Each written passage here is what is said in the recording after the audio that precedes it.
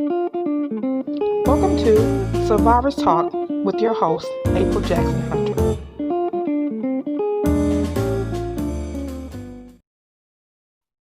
Hey, welcome back to Survivors Talk. I know we kind of took a little sabbatical. I myself was tired. I scratched myself very thin, but we're back in the house, and I thank you guys for joining me. This is your first time in the house. I'm your host, April M. Jackson Hunter. If you're not familiar with who I am, I'm the author of Mercedes Closet, Keeping Deadly Secrets. I am also the founder and the president of Mercedes Closet Inc., which is a nonprofit geared to empowering LGBTQ survivors of violence, helping them to rebuild and lead fearless lives. Today on Survivors Talk, we're just going to talk about the love for yourself. I had the pleasure of meeting a couple of survivors on my sabbatical, and it really made me kind of put things in perspective with my own personal journey. I don't know where you guys are in your personal healing journey, but I think I was kind of distracted. I'm not sure if I could say distracted. I didn't know where. I have a lot of things going on, but sometimes you kind of lose sight of yourself in helping others. Um, I think I got so caught up in wanted to help other survivors that got kind of lost my own personal way, and that leads you to feeling of depression and like you're not adequate enough. I met the first survivor. I'm not going to mention her name because I don't really know. I haven't really checked in to see if it's okay. But she's a survivor of cancer, and she really, really moved me spiritually just to see her sheer strength, her sheer fight, and the things that she do every day. And it was like I was so thrown back by it. She posted a video of herself head shaved.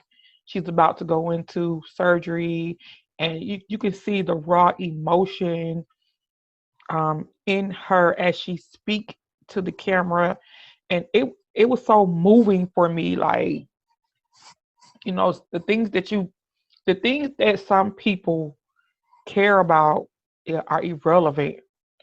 The things that you get mad over and take for granted, and you have people out here that are just fighting to live. You got to start putting things in perspective, and that kind of put a lot of stuff in perspective for me. I had another survivor. I'm not going to mention their name, and they came to me. They were crying. You know, they kind of like lost everything. When I say lost everything, they lost everything, and I'm sitting up here worried about superficial things, and this survivor has nothing. She's a survivor of childhood trauma, and it leads on to other things throughout life. People just don't really understand how much childhood trauma affects individuals. It kind of like they stop living at the moment of their trauma. And I say this because I was doing some searching for a book that I was trying to write, and I was thinking about where I stopped living. I mean, life happens to you, but once you experience trauma, that I just feel like life happens, but you stop living. If you can get what I'm coming from, if you ever been experienced trauma, you can kind of relate to what I'm saying. And it's like life continues to move forward, and everything that you do from that moment forward is like trauma related, because right now you're a victim, and then you're trying to figure out how to you survive. I'm not gonna say you're a victim, you survive. So you're a survivor and you're trying to cope with surviving trauma. So even if you don't seek help and you go through the steps of just existing, and anybody who's ever experienced trauma knows that when you run from your trauma, your life becomes chaotic. It becomes toxic and chaotic. I'm not saying that people who um, get adequate treatment don't have chaos in their lives, but for a person who has not been treated or who has not went down the proper road of healing, things in their life become chaotic. Because first of all, you don't know what's going on inside your head. You haven't expressed what happened. You haven't followed the channels to get yourself in the correct mindset to even deal with what happened to you. And like me, I can say for myself, like I ran from my trauma for many years, and it was just me running. It was me self-medicating. It was me running. I mean, I didn't want to think about it. I didn't want to even acknowledge that I had experienced some things in my life. And I'm gonna say this, you guys, because I'm gonna put it out there. I always talk about my domestic violence being my initial trauma, and that's not true because I never spoke about it because I never told my mother what happened to me, and I did, and she came into my support group that I have every month, and I had a survivor that had just recently been sexually assaulted, and I was became vulnerable because I wanted her to feel like she was not alone, and my mom was in there, and so I had to say, "I'm sorry, mom, but I never told you this, but I went to a party when I was 14 and I was sexually assaulted."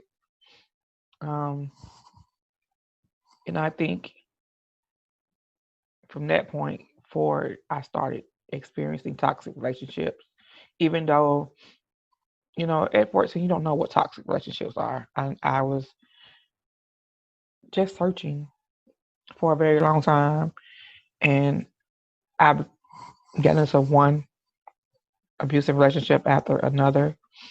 Um, and it was like my body was attracted to this because this is what was familiar to me. I'm sorry, you guys. I gotta, I'm emotional. I'm always emotional. I speak about stuff, like because it gives me chills.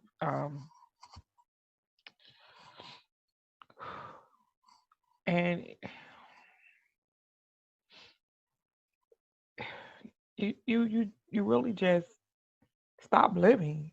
Like you exist and you move and you try so hard to do the right thing, but when you try to live your life and you're running from a lot. First of all, I did. Only person that knew what happened to me was it was a relative of mine, but they helped the person that assaulted me take me from the party.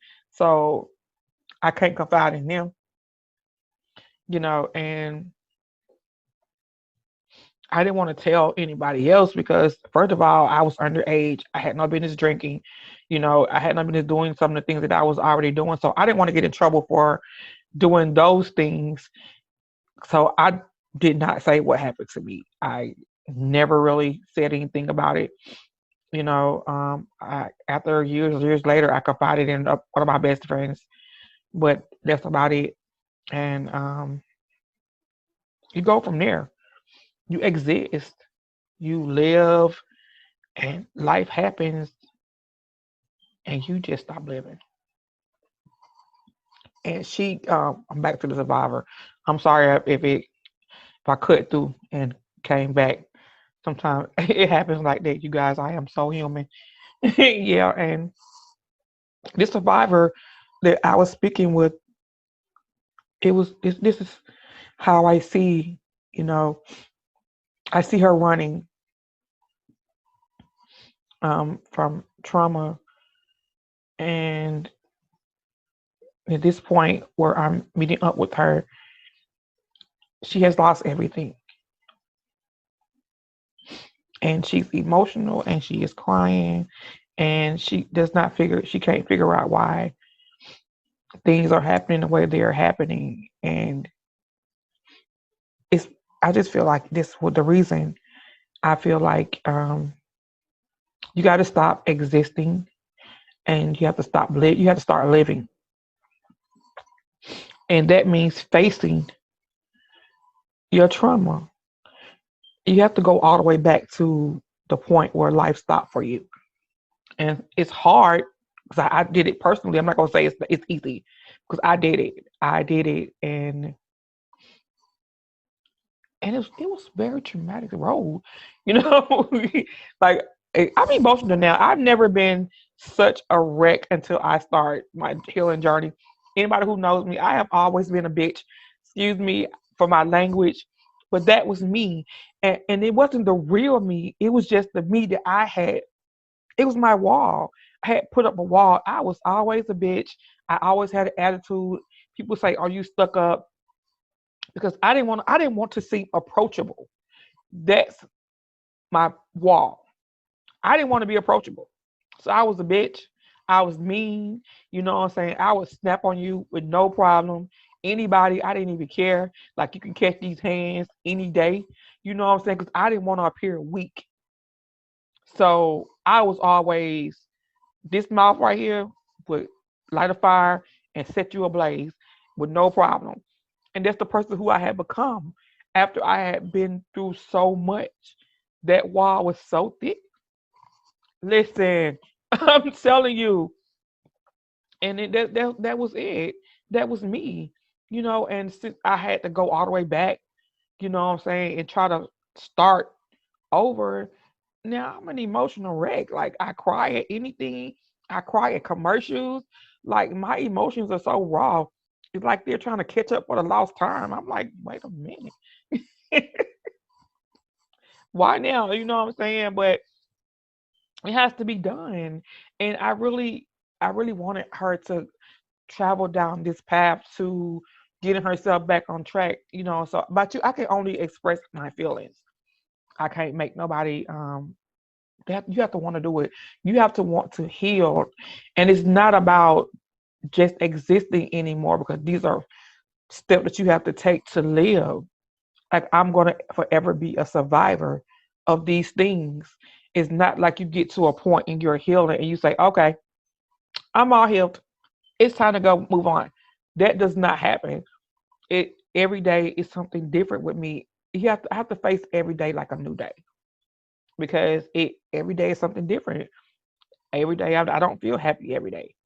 I don't feel sane every day for one, because some days anxiety is through the roof, and I'm having panic attacks. I can't breathe. I'm about to die. You know what I'm saying? Everything is turned up to 100 and I'm all day long, you know what I'm saying? Up and there's some days it's like that. Some days my wife is like, okay, you're gonna be all right. Now, you need to go to the hospital because I'm on 100. And some days it's like, oh, hey, how you doing, boo? You know what I'm saying? And some days I'm crying. You know what I'm saying? And I take it as it comes. Um, I think I'm a little farther, in my healing journey, so I can pretty much gauge. You know what I'm saying? And I know you guys have heard this before because I say it all the time. I speak about what I go through all the time. You know what I'm saying? But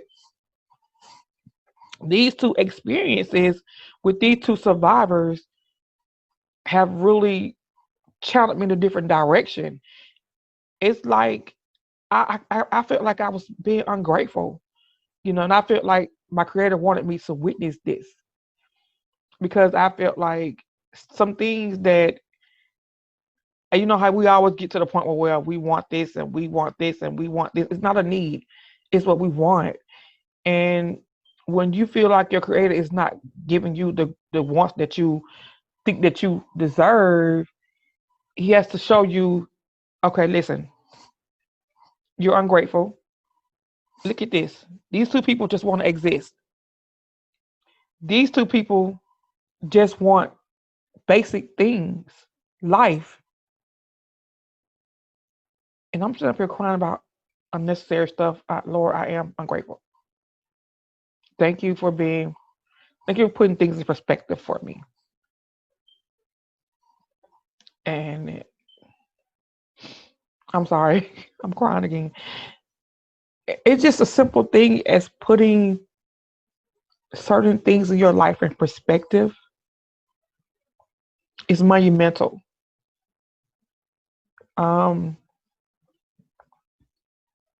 the simplest thing I can say is I just want to be happy.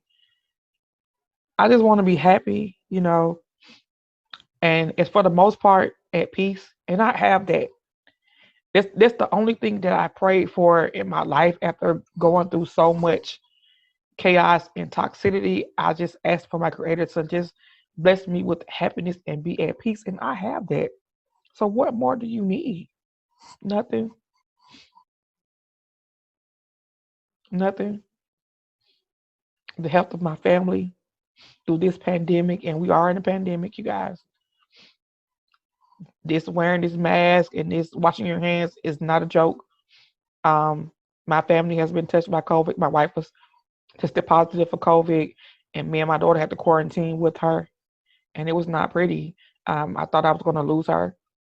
So this pandemic thing is not a joke, you guys. I'm not jumping off subject, but I just had to put that in there.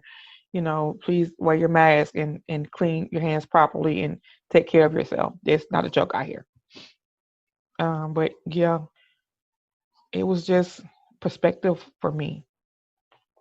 And I appreciate that. And I want to let anybody that's watching this know, that we are here. Mercedes Closet is here. We COVID has really not been nice to us with the fundraising. You know what I'm saying? But I do things out my pocket, and whatever it is that I can do and I can help somebody else to. I mean, I don't have, say $1 million in the bank, but I feed people because I don't want to see nobody without. If I got it, if I got it to give to you, I'm going to give it to you. I feed anybody. Like I cook, I feed my neighbors. They be looking like why you keep bringing this food over here? So that's me. I cook big because I'm used to having my kids in my house and they're grown. So I still cook big, and I take food to my neighbors. I give food to my neighbors. And I want to do that for you. And if you need that done, if you need help, you don't even have to be on all of social media. You don't have to be on anything. You can inbox me secretly, or you can message me or send me an email. You guys, it's no shame. It is no shame. Stop being quiet about being in need, because it says closed mouths don't get fed. If you need help, it don't have to be with no food or anything. If you want to talk to somebody about what you're experiencing in your healing journey, please reach out to me. This is what Mercedes Closet is here for. We are a resource for you guys to reach out to us if you are in need. And if it's possible for us to do, we're going to do it for you, or we're going to try to get you to a place where you can be helped. So don't be ashamed to say, "Hey, I'm today. I'm not feeling." It can be as simple as today. I'm not feeling good. I feel like mentally I'm not in a good headspace, and we could just talk it out, and we can get you to where you need to be, or we can hook you up with somebody who you can talk to get you to where you need to be. So don't be afraid of reaching out to us about anything. As simple as I just want to hold the phone and cry. I'm here for you. This is what we do. This is what we're here for. I'm not going to hold you guys too much more longer. I've just been babbling along. But this is just my first. Welcome back to Survivors Talk, you guys. And I look forward to you guys talking to you many, many more times. And of course, you guys know that you can reach me at my email at mercedescloset@yahoo.com. You guys can find me all across social media, Facebook and Instagram at Mercedes Closet Inc. You guys can find me on Twitter at Mercedes Closet. And you guys can check us out. And if you are in the giving spirit, donate to a good cause. And you can find out all the information to do that at www.mercedescloset.com. I thank you guys for joining me today in Survivors Talk in the house. And I look forward to seeing you guys again. Be blessed.